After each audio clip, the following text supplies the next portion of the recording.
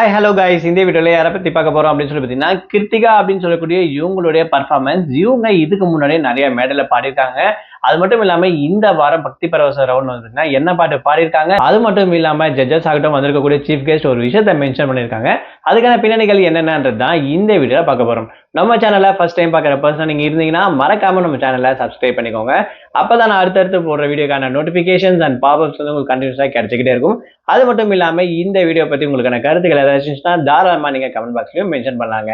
So ரீசெண்டா Zee தமிழ்ல start பண்ணிருக்கக்கூடிய one of the reality competition show singing அப்படின்னு சொல்லலாம்.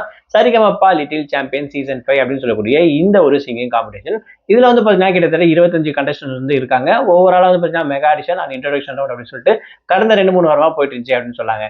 அந்த வகையில இப்போ முதல் பாத்தீங்கன்னா டிவோஷனல் ரவுண்ட், அதாவது பக்தி பாடல்கள் வரும் அப்படின்னு சொல்லக்கூடிய இந்த ஒரு சாங் செலக்ஷன் ப்ராசஸ் வந்து இப்போ போயிட்டு இருக்கு. ரொம்பவே சூப்பரா பர்ஃபார்ம் பண்ணிட்டு வந்துட்டு இருக்காங்க எல்லாருமே அப்படின்னு சொல்லலாம். அதுல குறிப்பா சொல்லணும்னா கிருத்திகா அப்படின்னு சொல்லக்கூடிய இவங்களுடைய பர்ஃபார்மன்ஸ் சூப்பரா இருக்கு. அது மட்டும் இல்லாம இவங்களுக்கு ஆல்ரெடி வந்து பாத்தீங்கன்னா மேடையில பாடின எக்ஸ்பீரியன்ஸ் எல்லாம் இருக்கு அப்படின்னு சொல்றாங்க. ஏன்னா இவங்க இதுக்கு முன்னாடி ஒரு சின்ன ப்ரோக்ராம்ல வந்து பாத்தீங்கன்னா பாட்டு பாடிட்டு வந்துட்டு இருக்காங்க. ஸோ அந்த எக்ஸ்பீரியன்ஸ் இந்த ஸ்டேஜ் வந்து பாத்தீங்கன்னா இவங்களுக்கு ரொம்பவே ஹெல்ப்ஃபுல்லாகவும் ஃபியர்லெஸ் இல்லாம பாடுறதுக்கும் ஒரு ரொம்ப ஹெல்ப்பா இருக்கு அப்படின்னு கூட தாராளமா சொல்லலாம் கிருத்திகாவுடைய பர்ஃபார்மன்ஸ்.